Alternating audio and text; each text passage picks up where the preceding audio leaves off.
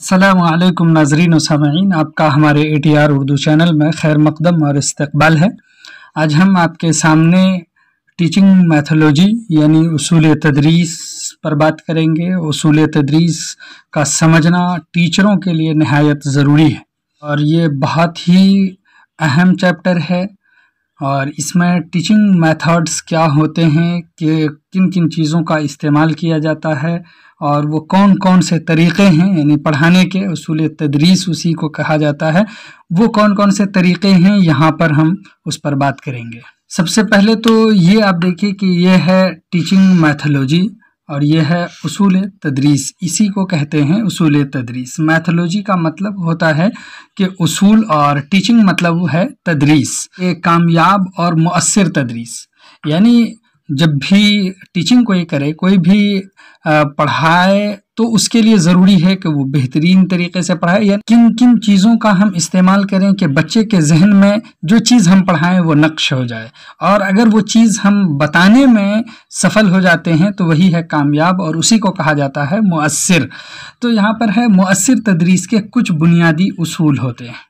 यानी अगर आप कामयाब टीचिंग और मुअस्सिर तदरीस करना चाहते हैं तो आपको कुछ उसूल फॉलो करने होंगे जिन्हें ध्यान में रखना ज़रूरी होता है और उन तमाम तराकीब का इस्तेमाल करना पड़ता है जिनसे तालिब इल्म बोलने और सीखने के मरहले से बआसानी गुजरे।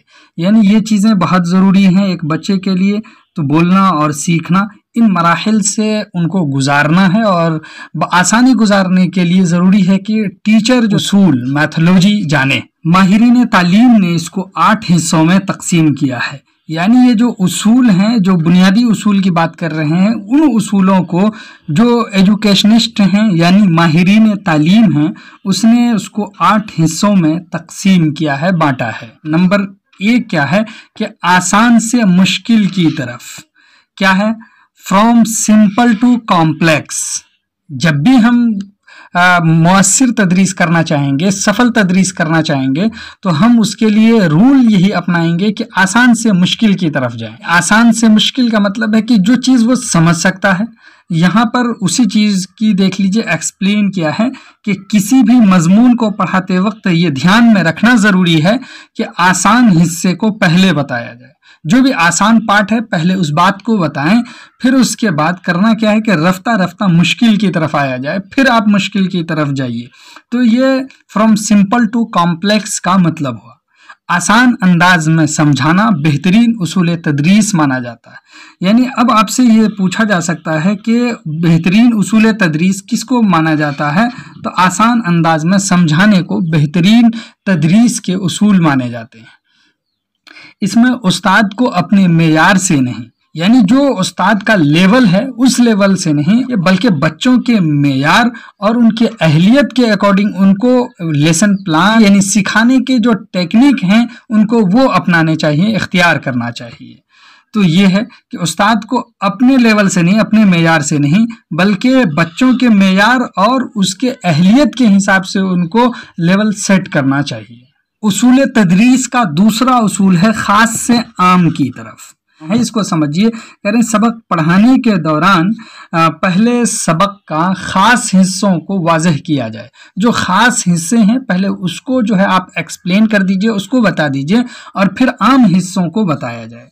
यानी किसी मुश्किल मौजू, उसूल या फार्मूले को समझाने के लिए पहले चंद मिसालें दी जाएं। यानी अगर कोई भी मौजू है, उसूल है या फार्मूला आप बता रहे हैं तो उसके लिए पहले आपको क्या करना है कि पहले चंद मिसाल दे दीजिए ताकि वो बात बच्चे के जहन में बैठ जाए, वो उससे कनेक्ट हो सके।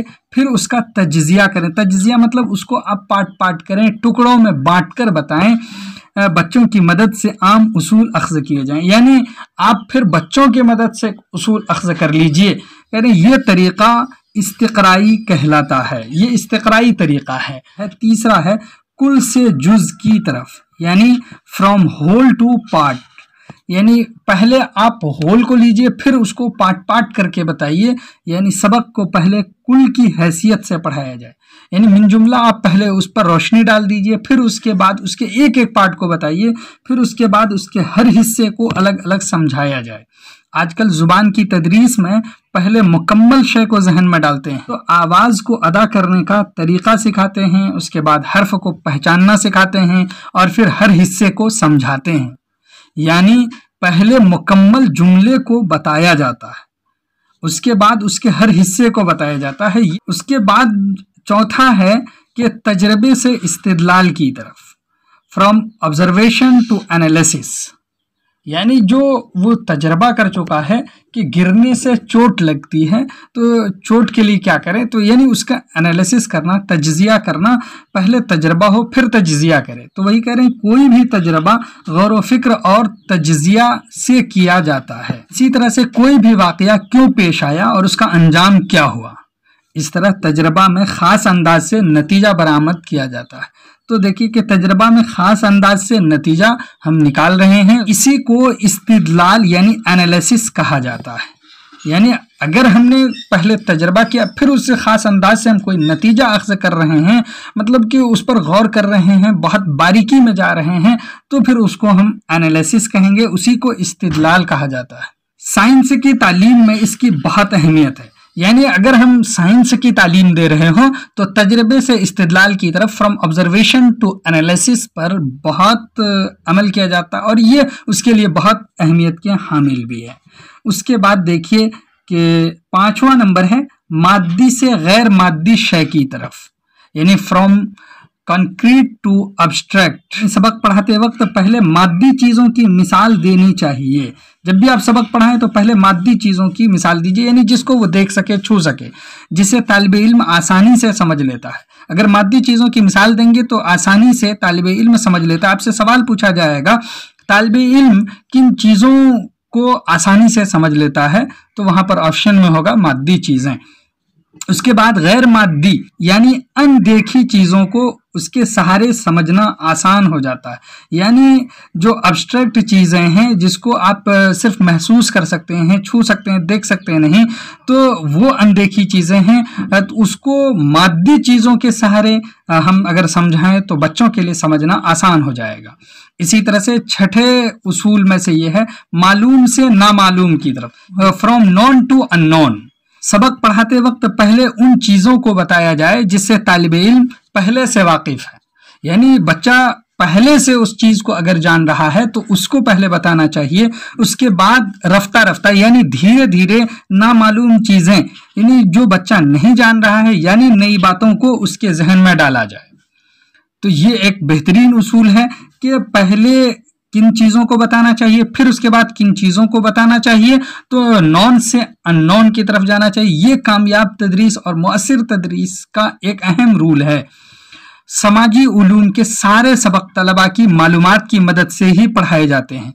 यानी आप अगर सोशल स्टडीज़ अगर पढ़ाएंगे तो उसमें जो उसूल है ये बहुत काम करता है और ये उसमें अप्लाई होता है। आपसे ये पूछा जाएगा नॉन से अननोन उसूल किस उलूम के पढ़ाने में ज़्यादा मददगार और मुआविन है। इसी तरह से 7वां उसूल है कि तज्जिया से तरकीब की तरफ, यानी एनालिटिकल टू प्रैक्टिकल। तो ये उसूल भी अहम है। यानी तज्जिया का मतलब किसी चीज़ के सारे हिस्से को अलग अलग करना। कोई भी चीज़ है उसके सारे पार्ट अलग कर दें तो वो है तज्जिया, वो है एनालिसिस, वही है एनालिटिकल। यानी तरकीब का अब मतलब है कि तमाम हिस्सों को जोड़ना। जो पार्ट हम अलग कर चुके हैं उनको हम अगर जोड़ें तो उसको हम कहेंगे प्रैक्टिकल, यानी तरकीब, जोड़ना। मसलन किसी चीज़ पर मजमून लिखना सिखाना है तो उसके लिए पहले उसके हर हिस्से पर नज़र डाली जाती है।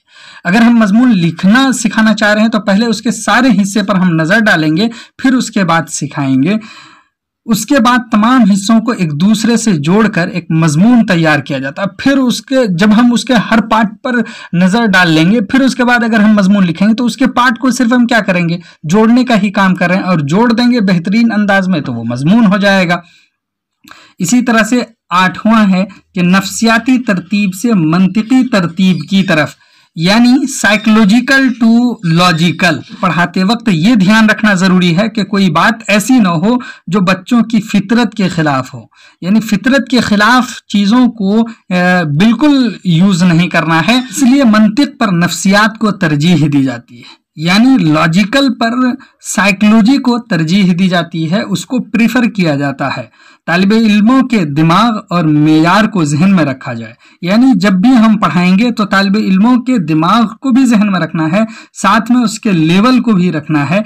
तो अगर हम इन दोनों चीज़ों को जहन में रखते हैं तो क्योंकि उसको समझ में बात आएंगी और वो समझ में जैसे उसको आ जाएगी, गोया कि वो जो इक्तिसाब कर लिया है, वो सीख लिया है। जब वो सीख लिया है तो आपकी तदरीस कामयाब हो गई। नफ्सियाती तरीके में बच्चे के सामने तजर्बे रखे जाते हैं, यानी आपने जो प्रैक्टिकल किया है उन बातों को रखिए, उनके जरिए वो मंतिकी दलीलों को समझता है। अगर आप तजर्बे रखेंगे तो फिर उसके बाद आप लॉजिकल चीज़ें बताएंगे तो वो खुद ब खुद वो समझ लेगा।